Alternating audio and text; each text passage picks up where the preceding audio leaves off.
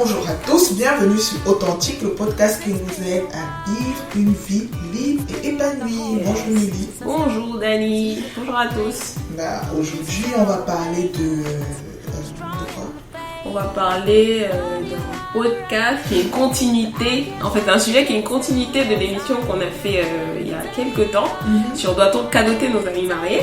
Et donc aujourd'hui, on va parler de mon ami se marie, dois-je craindre pour mes secrets? Gardez-les.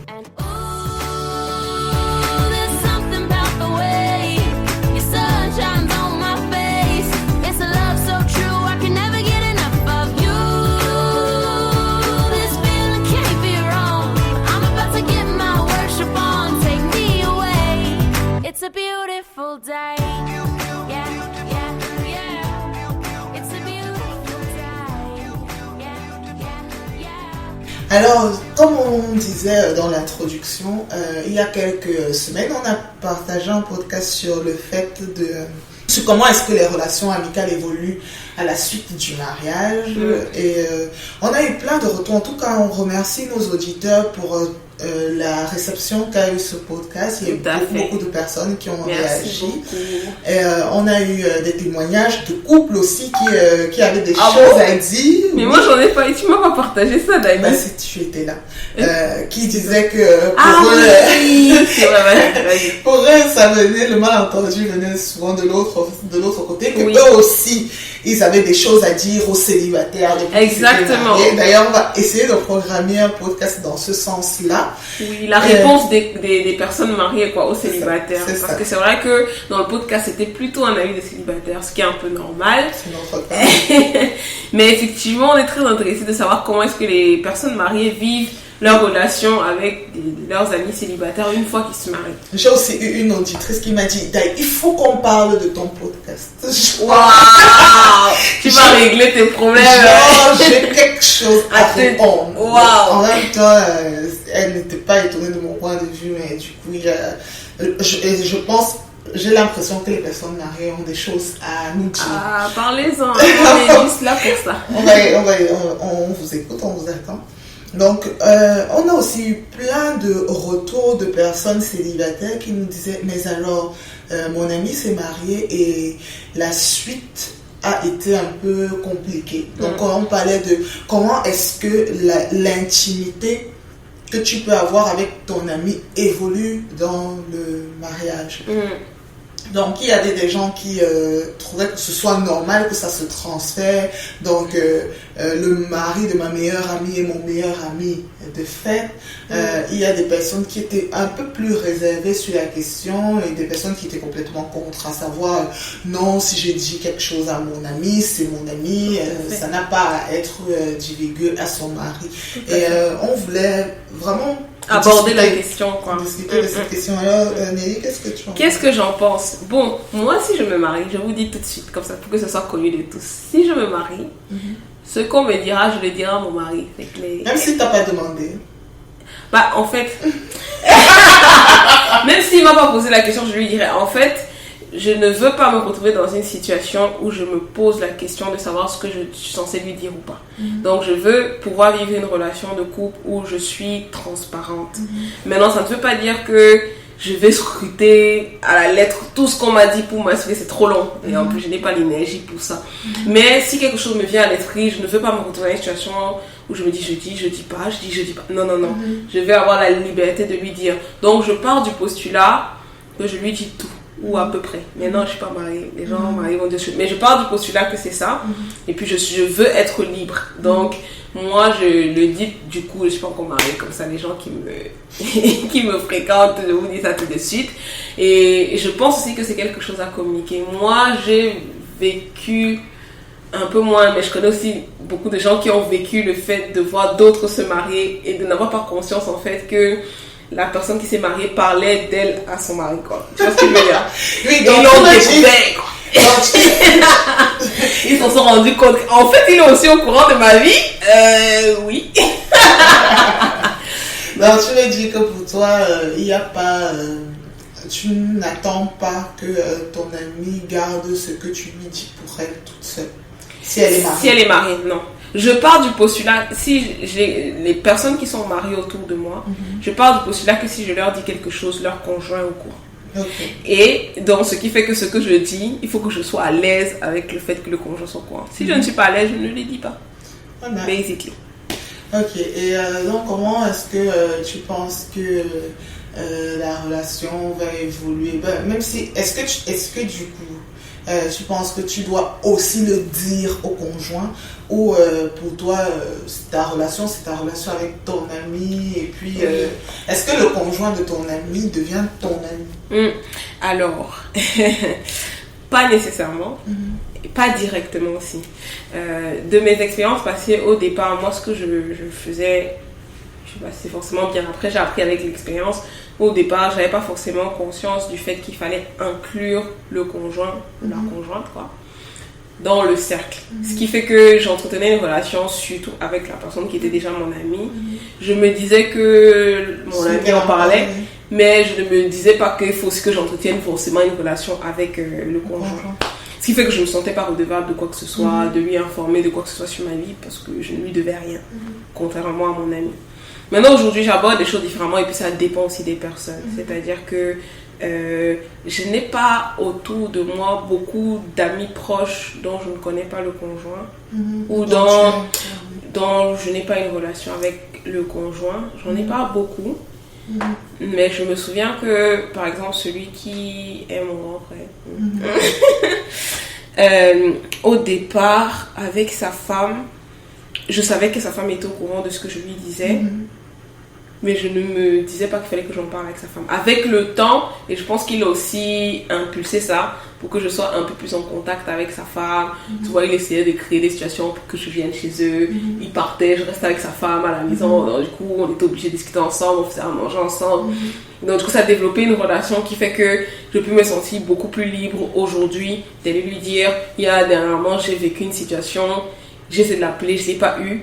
Et je me suis dit, je vais aller en parler à sa femme, quoi. Et donc, c'est elle que je suis allée voir avant même lui, alors qu'avant, c'était d'abord à lui que je parlais, avant de parler à sa femme. Mais là, je suis plutôt allée là voir elle. Et je lui ai parlé de ma situation, etc. Et je lui ai dit, et finalement, c'est même elle qui allait lui dire. Et c'est lui qui est venu me reparler du sujet, alors qu'avant, ce n'avait juste jamais été le cas. Mais je crois que son expérience, à lui, sa maturité à lui, fait que lui, il voulait aussi, il m'avait déjà aussi dit, je veux que ma femme, que tu aies une relation avec ma femme et mes enfants et qu'ils te soient aussi proches quoi. Donc il créait un peu des situations pour que ça arrive. Il m'avait dit que si tu viens chez moi, ne viens pas que pour moi, viens aussi pour ma femme et mes enfants. Tu vois, donc il a essayé de créer le cadre pour qu'il y ait une relation avec sa femme qui fait que voilà, aujourd'hui je peux aller lui parler. Mais ce n'est pas forcément la même chose qu'avec lui. C'est-à-dire que je converse beaucoup plus avec lui qu'avec sa femme. Mais je suis quand même un peu plus à l'aise aujourd'hui à me dire que non, mais je vais lui parler de telle situation de ma vie. Aussi parce que c'est une femme et parce que parfois lui, c'est un homme quoi. Donc il y a des choses, je me dis bon. Ça dépend vraiment des situations. Ça dépend, ouais. Mais je pense que la relation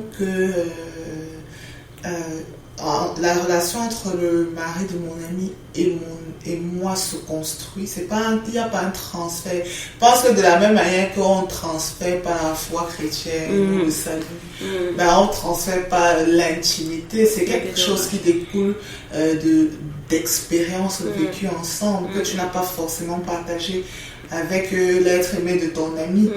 Même si tu lui fais confiance, parce qu'elle est ton ami, que voilà, elle se met en couple avec quelqu'un. D'ailleurs, c'est pas souvent toujours le cas.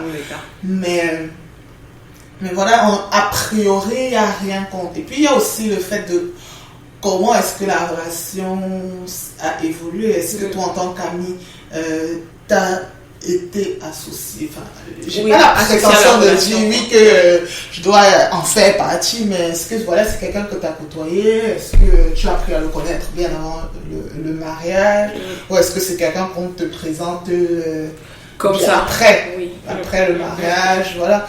Puis il y a aussi les tempéraments et tout, mais je pense que ça se construit. Et je partage aussi ton avis de me dire que je n'aimerais pas être créer la faille entre un homme et sa femme. Donc pour moi, il n'y a pas de raison que ce que je dis à mon ami, elle ne puisse pas le partager avec son mari.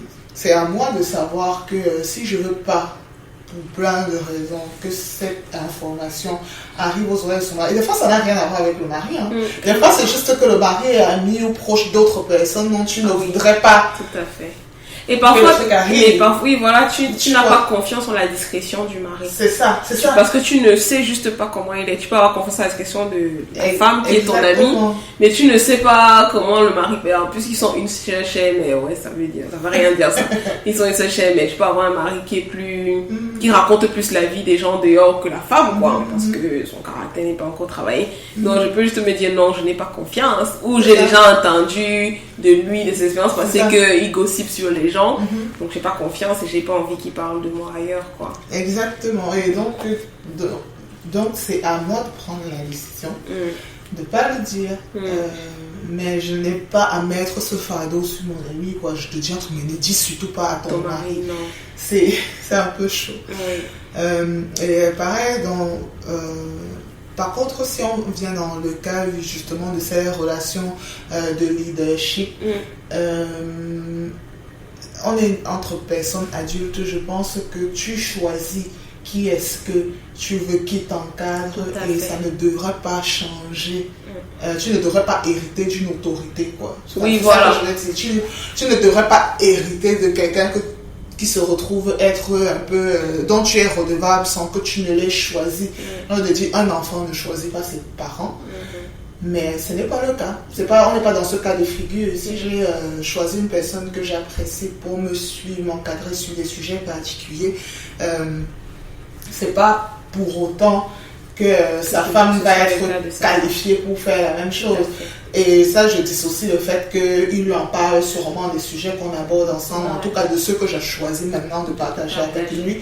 Mais ça ne veut pas dire que du coup, c'est sa femme qui va me dire « Ah non, qu'est-ce que tu dois faire ?» Ne fais pas ça, non. Ou son mari, tu vois. Mais dans un sens comme dans l'autre, pour moi, l'autorité, en fait, ne s'acquiert pas par mariage. Oui, voilà, exactement. En fait, je trouve que c'est une phrase qui est parfaite. Ouais. L'autorité ne s'acquiert pas par mariage, par alliance, ça ne veut rien dire. Et même dans le cadre familial, il y a souvent ce truc, tu vois. Tu as ton tonton qui épouse ta tata préférée avec laquelle tu as toujours traîné et qui, du coup, estime que tu dois être son meilleur tonton, qu'il a le droit de te gronder, de faire machin, parce qu'il est le mari de ta tata, quoi. Et je trouve ça maladroit. Même dans le cadre familial, je trouve ça pas indiqué. Mais en plus, quand tu le dis, je suis toujours sur la question de l'autorité, je reviens dessus parce que ça me fait penser que j'ai des expériences, pas personnelles, mais de personnes qui m'ont raconté que quand leur autorité s'est mariée, la personne imposait que son conjoint ou sa conjointe devienne l'autorité des enfants, quoi. Et je trouve ça tellement pas de Dieu, quoi. J'ai envie de dire, je ne sais pas, hein, mais j'ai pas l'impression que ce soit correct d'agir comme ça et de l'imposer, quoi. Il faut laisser la liberté aux gens d'accepter ou pas. Chacun fait le choix de se marier avec qui il veut, pas de problème. Mais je trouve que ce n'est pas un droit qu'une autorité peut se permettre d'avoir dans la vie de la personne en disant que ok, comme je me suis mariée, ta femme devient une autorité dans ta vie. Non, je me suis mariée, aujourd'hui j'ai fait mon choix de vie, pas de problème, tu fais ce que tu veux de ta vie. Maintenant voilà un peu les comment dire, aujourd'hui je partage toi avec ma femme, etc. Est-ce que tu es encore ok avec, quoi. Ouais, et j'ai même entendu parler de cas où ça va encore plus loin dans le sens où c'est une femme en fait qui encadre une jeune fille et donc qui en fait une disciple, on va dire. Et cette femme se marie. Et après son mariage, le mari estime que parce qu'il a autorité sur sa femme étant le chef de la famille, ce disciple-là doit passer par lui et même plus par sa femme. Donc c'est lui qui doit dire dans quel cadre ou ce qu'il faut faire ou conseiller sur ce qu'elle doit faire, pas faire, qui doit encadrer cette jeune fille pour le compte du couple. Donc c'était même plus en mode on le fait à deux, c'était ma femme est sous mon autorité, donc si tu es sous l'autorité de ma femme, tu es sous mon autorité. Et donc c'est moi qui t'encadre. Et honnêtement, excusez-moi, je vais dire assez, moi je trouvais que c'est de l'abus. tout simplement. C'est de l'oppression. Mais je me demande sur quoi c'est basé pour en arriver là, quoi. Je ne sais pas. Ok. C'était le mariage. Mais je ne partage pas cette position. Ouais, moi aussi, j'ai du mal. Non. J'ai un peu du mal, mais bon. Donc, de manière générale, oui, je pense qu'on a abordé un peu tous les aspects de cette question. Non, on ne pense pas que... non, pour répondre à la question, oui, j'ai à craindre de mes secrets. Tout à fait. Si mon ami se marie. Oui, j'ai à craindre. Et il faut même en parler. Moi, je conseille, et moi j'avais conseillé ça du coup à une personne qui avait découvert que le conjoint était au courant. En mode, what? Je lui ai dit, ok, tu n'en avais pas conscience, ben moi je conseille d'en parler. Si ton ami se marie, ton leader, ton whatever se marie, parlez-en de la question. Genre, ok, aujourd'hui que tu es marié, quelle est ta conception des secrets à divulguer? Parce que pas forcément tous les couples fonctionnent comme ça. Je ne pense pas. Parce qu'il y avait quelqu'un qui m'avait raconté que le mari est pasteur, la femme ne l'est pas. Et lui, en tant que pasteur, il ne raconte pas forcément à sa femme tout ce que les fidèles lui disent. Bon, bref, donc je veux dire, il peut y avoir des conceptions différentes dans les couples. Oui, tout à fait. Et le plus simple, à mon avis, c'est de poser le sujet et d'en parler, de dire que, ok, c'est quoi ta conception, pour que ce soit clair. Et une fois que c'est clair, chacun prend la décision qu'il veut. Soit je prends la décision de construire une relation avec le conjoint ou la conjointe, soit je me dis que bon, mais je me retire, il y a certains sujets sur lesquels je ne parlerai plus et la relation deviendra différente. C'est vrai, tous les couples ne sont pas dans cette vision de tout partager. Je me souviens que j'avais parlé d'un sujet avec mon cousin et il m'a demandé l'autorisation d'en parler avec sa femme. Donc à cette occasion, j'ai découvert que dans leur couple, c'est pas automatique. C'est pas automatique. Et il ne s'octroie pas le droit de parler des choses qu'on lui dit avec sa femme. Donc c'est vrai, tu as raison, tous les couples n'abordent pas ainsi. Mais oui, après je sais pas aussi si on parle du passif d'avant. Est-ce que genre il y a un secret que je t'ai dit avant que tu ne sois en couple? Est-ce que maintenant que tu es en couple tu le dis? Tu vois? Oui. Il n'y a pas ça ne le regarde pas. Je ne sais pas. Mais je pense que si ça devrait créer des problèmes dans votre couple, parlez-en. Mais moi, il y a quelqu'un qui m'avait dit un jour que je pense que... Attends, je me souviens bien. La personne m'avait dit que dans un couple, en fait, en tout cas, j'espère que votre couple ne tourne pas autour de parler de la vie des autres. Tu vois, que vous avez quand même un peu mieux à faire que de parler de la vie des autres. Donc, ce n'est pas le focus. J'estime que ce n'est pas le focus d'un couple. Donc, il ne faut pas commencer à embrasser tout ce qui se passe dans la vie des autres. Et dans cette optique-là, j'estime que parler du secret que quelqu'un a vécu alors que what's the point, alors qu'il n'y a pas d'intérêt à en parler dans une conversation, vous n'avez pas besoin de faire du commérage dans votre couple quoi. Non, ça peut être sur quelque chose qui arrive maintenant, qui a un rapport avec des choses qui sont arrivées dans le passé, mais qui ont été dites sous le couvert d'une amitié. C'est une belle question. À l'époque où le mari n'existait pas encore dans l'image. Je ne sais pas. Je ne sais pas. C'est une question à laquelle je ne sais pas s'il faut en parler, s'il y a le droit d'en parler. Est-ce que je dois craindre pour mes secrets? Moi, je pense aussi aux secrets d'avant. Oui. C'est une belle question. Qu'est-ce que vous en pensez? Mais j'ai tendance à dire que ça ne doit pas créer... Genre, on parlait d'amitié, hein. C'est pas les choses que ton ex t'a dit et que tu veux garder secret à ton mari. C'est pas ce genre de choses. Et j'ai tendance à dire que ça ne devrait pas être si important que ça pour le conjoint de savoir quelque chose. Aussi, c'est de l'amitié. Ça ne devrait pas être si important que ça. Tu peux lui dire, écoute, c'est quelque chose qui s'est passé il y a super longtemps et je me sens pas à l'aise de partager, c'est passé avec toi. Mais si jamais ça devrait faire un truc au point où le couple va être en danger et que le mari se sent mis à part ou pas préféré par rapport... Moi, je dirais, parlez-en. Parlez-en, oui. Parlez-en. C'est une belle question. Moi, je me demande comment les couples gèrent ce point. Je ne sais pas.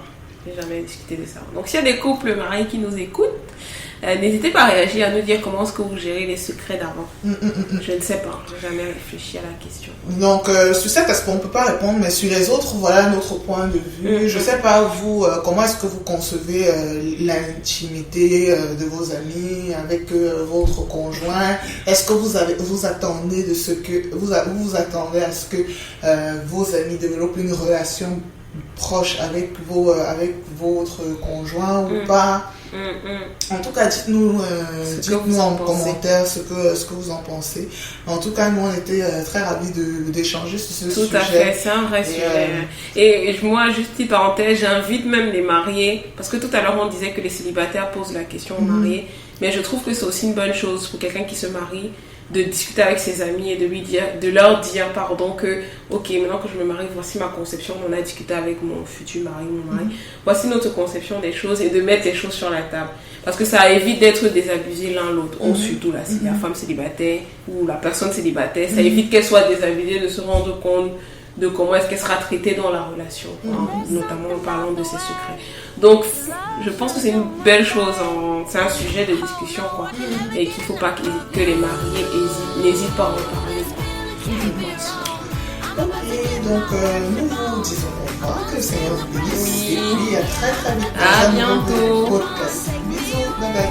On this beautiful day.